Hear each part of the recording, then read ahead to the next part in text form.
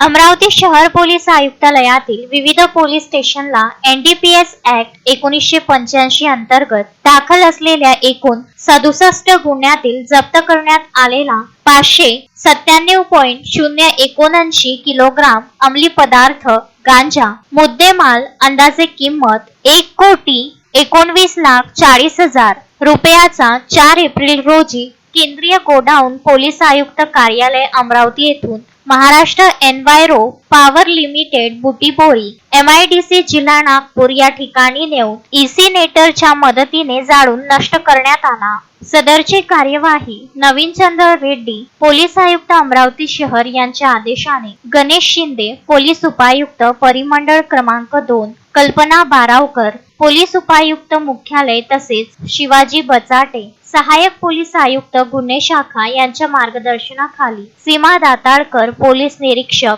योगेश इंगळे सहाय्यक पोलीस निरीक्षक कैलास सानप अजय मिश्रा सुधीर गुडदे चालक अजय निस्ताने नईम बेग विशाल वाघपांजर यांनी केली आहे। शोएब खान विदर्भ न्यूज अमरावती।